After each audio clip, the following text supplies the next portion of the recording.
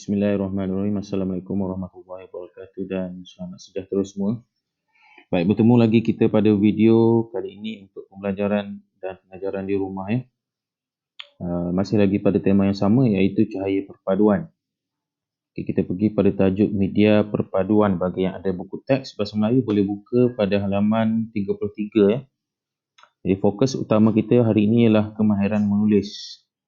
Kita sambung daripada tajuk yang telah kita buat minggu lepas.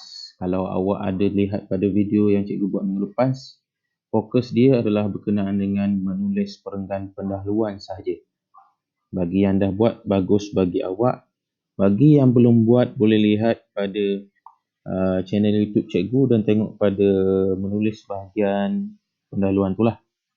Jadi hari ini pula kita sambung daripada apa yang telah kita tinggalkan minggu lepas tu. Kita buat pula kepada perenggan isi ya. Menulis perenggan isi dan juga penutup. Okey. Kita tinggalkan daripada minggu lepas. Jadi hari ini kita fokus kepada isi dan penutup sahaja. Pendahuluan kita dah siap minggu lepas Okay, seterusnya. Cikgu cuba cepatkan sebab penerangan dia hari ini agak panjang. Okay, kalau awak buka muka surat 33 tu, ini adalah rupa bentuk gambar ataupun halamannya lah. Okay, media perpaduan. Sebenarnya benda yang dia bagi ni ada penting. Sebenarnya ada yang tidak penting.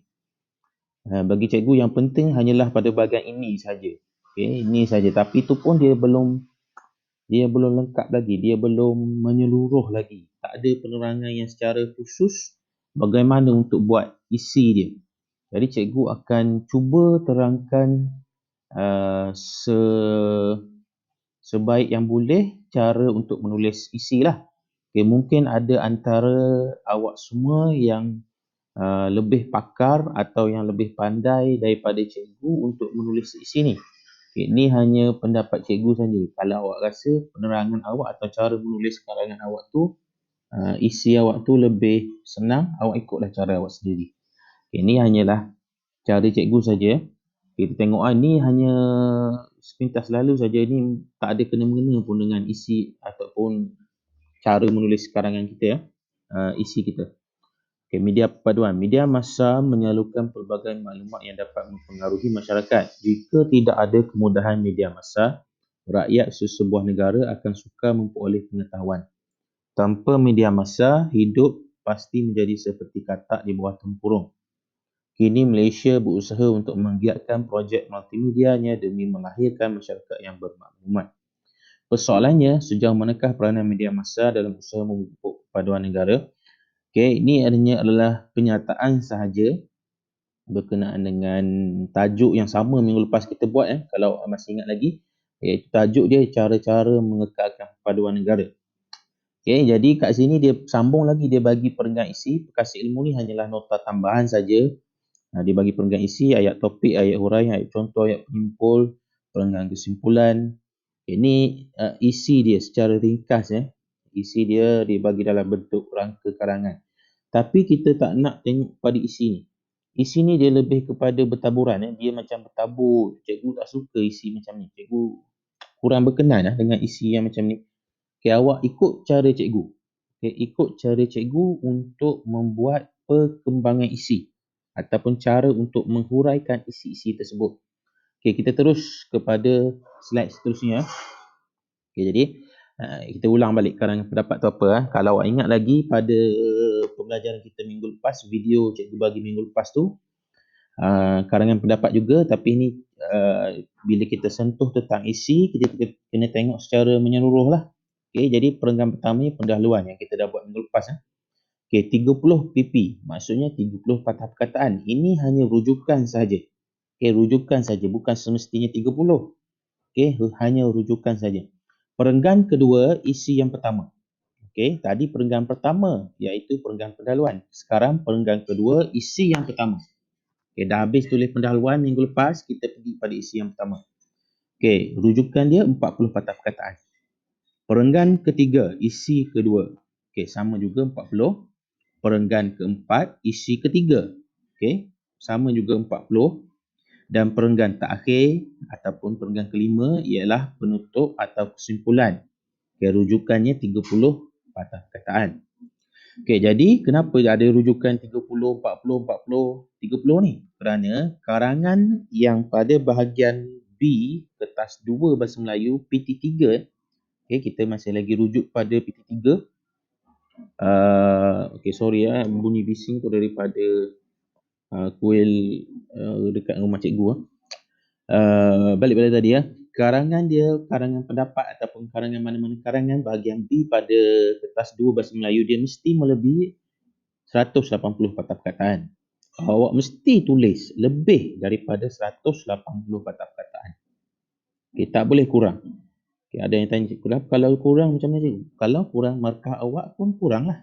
Okay, kalau lebih, dapatlah markah yang ditetapkan tu, 30 markah. 30 markah untuk karangan bahagian B. Okay, jadi mesti melebihi 180.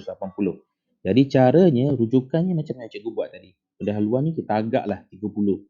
Isi yang pertama atau perenggan kedua, kita agaklah 40. Perenggan yang ketiga, isi yang kedua, kita agak 40. Perenggan keempat, isi yang ketiga, kita agaklah 40 patah perkataan. Dan perenggan yang terakhir, kita agak-agak dia tulis 30. Kalau kita totalkan jumlah ni, kita dapatlah 180. 30 campur 40, campur 40, campur 40, campur 30. Kita dapatlah 180 patah perkataan. Jadi, kadang-kadang kita tulis ni, pendahuluan lebih, isi yang pertama kadang-kadang lebih, jadi kita dapat lebih lah daripada 180. Okey, cikgu ada ada yang tanya cikgu lagi, boleh ke cikgu kita tulis isi lebih banyak lagi, tak nak tulis 3 isi je, nak tulis sampai 5 isi lagi bagus. Okey, orang yang buat isi yang lagi bagus, orang yang buat isi yang lagi banyak lagi bagus, sebab dia akan automatik lah lebih daripada 180 patah perkataan. Okey, jelas Okey, ini adalah karangan pendapat Okey, seterusnya. Okey, kita pergi kepada fokus utama kita, cara untuk menulis perenggan isi Jadi isi kalau ingat balik tadi, cikgu cakap tadi, isi ni ada 1, 2 dan 3 kan. Okey, jadi isi dia mestilah isi 1 hingga isi yang ketiga lah. Okey, cara menulis perenggan isi. Jadi dalam perenggan isi, perenggan tau ni, perenggan bukan karangan penuh, dalam perenggan saja. Perenggan isi saja ada 4 ayat. Okey, ada 4 ayat dalam perenggan isi yang kita tulis. Tak kisahlah isi 1 ke, isi 2 ke, isi 3 ke, kalau nak tambah lagi isi 4 ke, isi 5 ke. Okey, dalam isi tu mesti ada minimum 4 ayat ni lah. Okey, ayat pertama, ayat topik. Ayat kedua, ayat huraian. Ayat yang ketiga, ayat contoh. Ayat yang keempat, ayat penyimpul. Okey, mesti ada 4 ayat ni. Ayat topik, ayat huraian, ayat contoh dan ayat penyimpul. Okey, ini untuk membentuklah dalam satu perenggan tu lah. Okey, awak tulis perenggan ni. Okey, tulis perenggan isi Okey, dalam perenggan isi ni, okey, mesti ada 4 ayat ni. 4 ayat. Okey, boleh jelas Mesti ada 4 ayat ni dalam perenggan isi ni lah. Okey, ni perenggan isi. Bentuk perenggan dia. Jarak kan, jarak dengan 2 jari baru mula tulis perenggan dia. Okey, mesti ada 4 ayat ni. Okey, seterusnya. Okey, untuk kita buat isi tadi ataupun ayat tadi, kita ada teknik dia. Ada teknik pengembangan isi dalam perenggan. Okey, ada teknik dia. Okay, bagaimana teknik dia? Jadi ayat yang pertama tadi, ingat tadi ayat topik kan? Ayat topik tadi kan ini. Okey, ni ayat topik tadi, ayat yang pertama Okey, ayat yang pertama, ayat topik. Okey, mesti ayat topik itu atau ayat yang pertama itu ia berkenaan dengan isi penting kita. Okey, isi penting kita apa? Jadi, untuk kita buat isi penting ni, kita kena tahu soalan dia, iaitu apa? Apa isi penting dia? Okey, kita kena tanya diri kita. Okey, apa isi dia? Okey, jadi apa isi penting dia? Okey, jadi ayat kedua pula, kita tengok pada ayat kedua. Ayat kedua, tadi ayat huraian. Jadi, huraian kepada isi tadi. Huraian kepada isi tadilah. Okey, huraian isi ini tadi. Okey, jadi kita tanya pula, kenapa? Kenapa kita ambil apa tadi? Kenapa kita ambil isi penting tadi? Mula-mula tadi apa? Okey, apa kita tulis isi penting dia apa? Okey, lepas tu ayat kedua, kenapa kita ambil isi tadi? Kenapa ia ada kaitan dengan tadi? Okey, kenapa? Ayat yang ketiga pula. Okey, yang ni simple lah. Ayat contoh Ayat contoh ni contohlah. Contoh ataupun huraian lanjut. Jadi kita tanya soalan pula.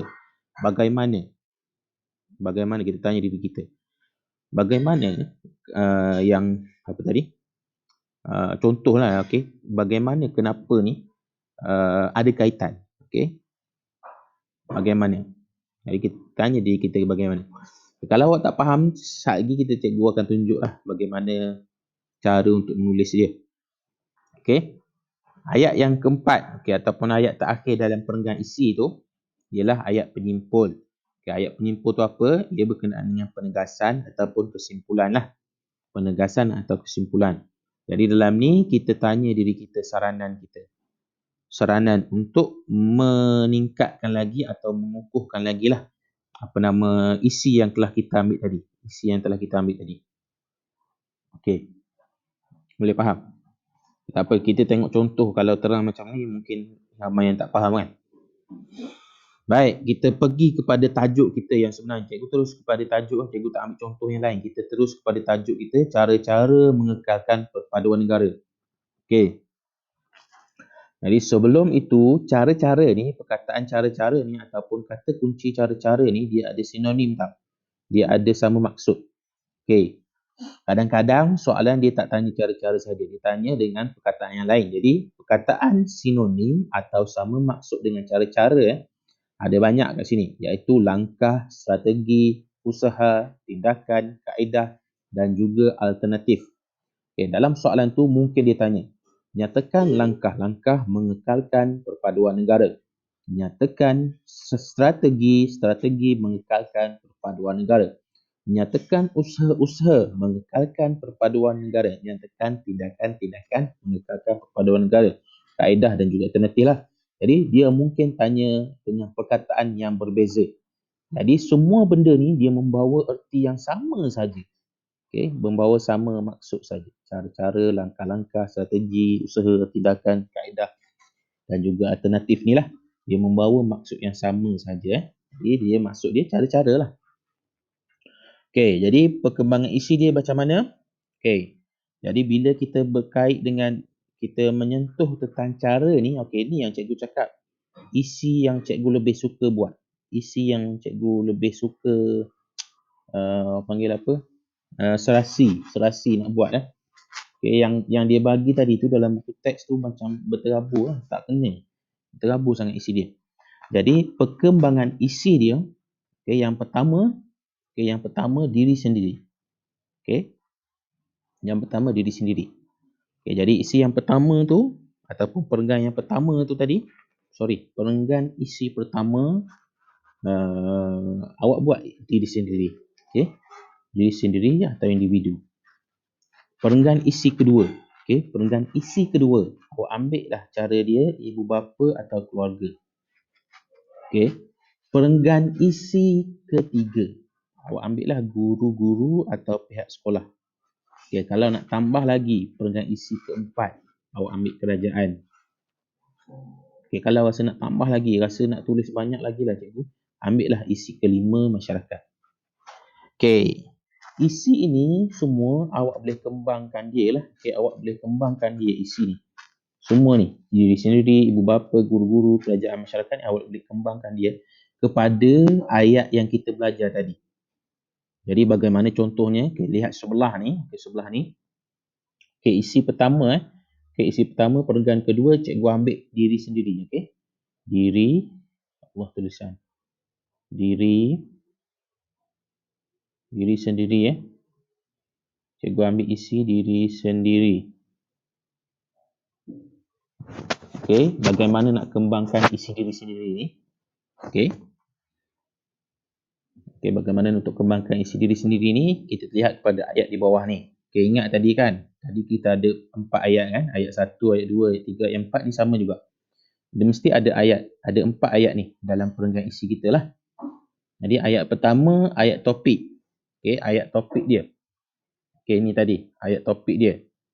Okay, ayat topik dia ataupun isi penting dia, kita tanya soalan apa. Jadi apa cara untuk mengekalkan perpaduan negara kan? Apa cara untuk mengekalkan perpaduan negara? Jadi kita jawab soalan apa tadi? Antara cara untuk mengekalkan perpaduan negara ialah peranan individu itu sendiri. Ni tadi. Individu ni tadi. Ni.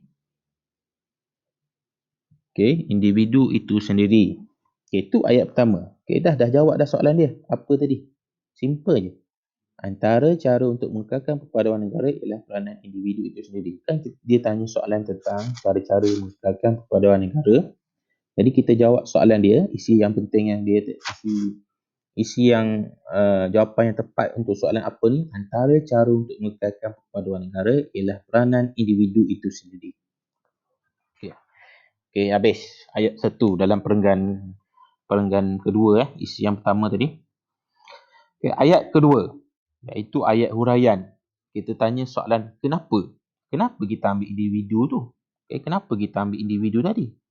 Ni tadi kenapa kita ambil individu itu sendiri? Okey, kita jawab soalan dia. Setiap individu memainkan peranan dalam mengukuhkan perpaduan negara ibarat peribahasa bersatu teguh bercerai roboh. Alhamdulillah. Okey.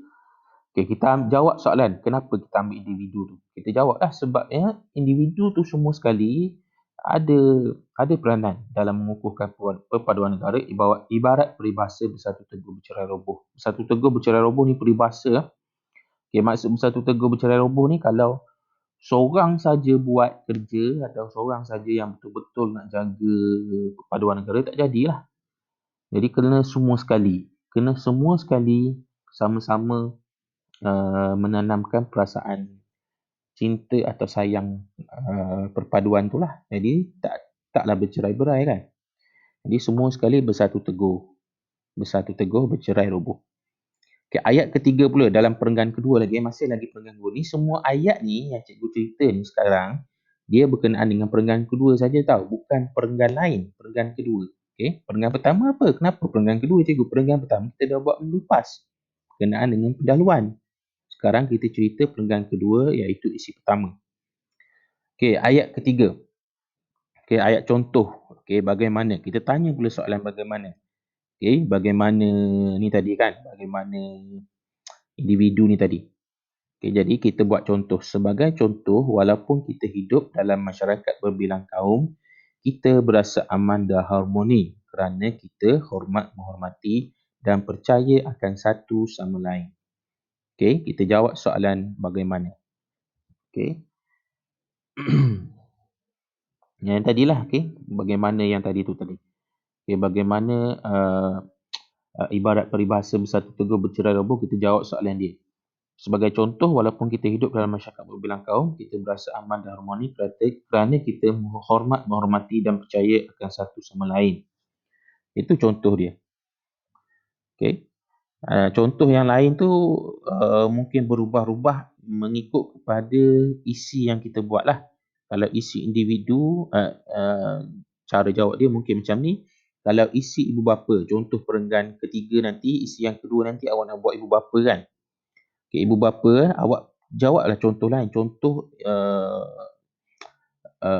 contoh ibu bapa, peranan ibu bapa kan. Contoh ibu bapa perlu menunjukkan panggil apa tu? Suri teladan. Suri teladan di rumah dengan menunjukkan hubungan yang baik antara jiran yang berlainan kaum. Itu contoh dia. Untuk isi ibu bapa atau keluarga ni tadi. Okay. Pun sama, guru-guru ke kerajaan ke masyarakat, contoh dia berubahlah. Okay. Dan ayat yang keempat dalam perenggan yang sama, masih lagi perenggan yang sama, perenggan kedua. Okay. Ayat penyimpul atau saranan ni lebih kepada kesimpulan kecil lah. Okay. Kesimpulan kecil dalam perenggan itu. Okay. Jadi cara cikgu buat, sehubungan dengan itu, setiap individu amat penting dalam mengekalkan perpaduan negara. Okay, hal ini demikian kerana negara kita akan terus aman dan makmur jika rakyatnya hormat menghormati. Okay, cikgu cuma ulang balik saja untuk ayat yang terakhir ni. Cikgu ulang balik, cikgu ambil sikit-sikit daripada ayat-ayat yang sebelumnya lah. Okay, macam yang ni kan, individu amat penting ni cikgu ambil dari sini. Mana dah? Peranan individu ni tadi, di sini cikgu ambil. Lepas tu, negara kita akan terus aman dan makmur ni cikgu ambil dari sini. Mana dah? Ni, aman. Cikgu ambil sikit-sikit saja. Hormat menghormati. Cikgu ambil dari sini. Cikgu ulang balik saja. Ni, dia hormat menghormati, aman dan makmur. Cikgu ulang balik.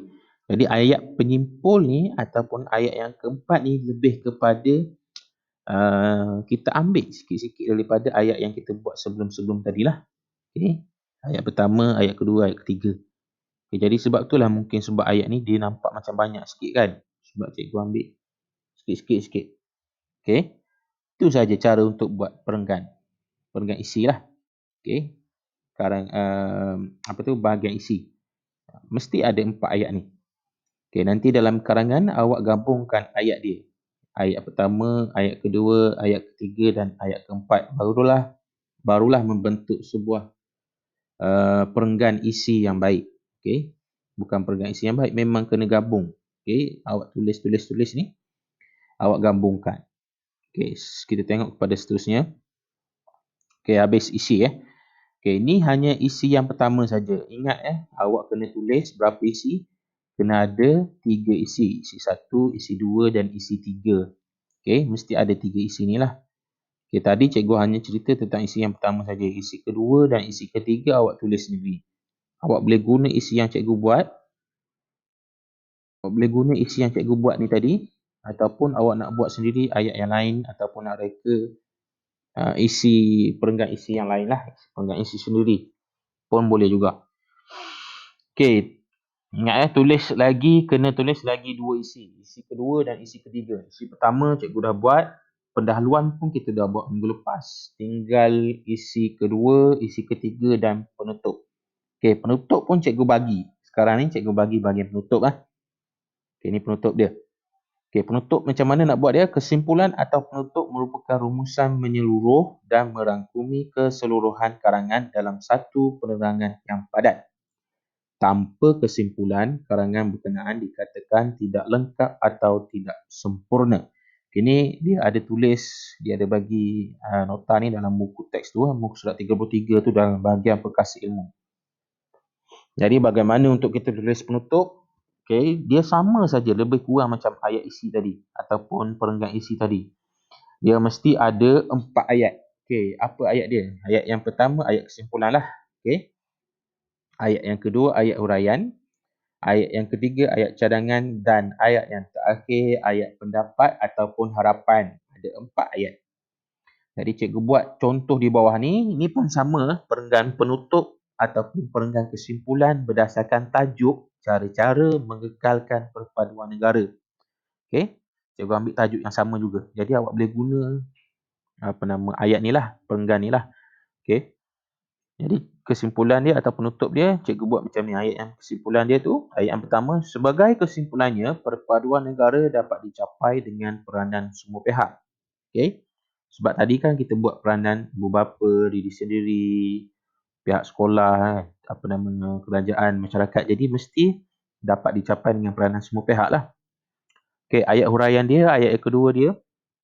Ayat huraian Dalam hal ini, masyarakat di Malaysia yang terdiri daripada berbilang kaum perlu bersatu hati.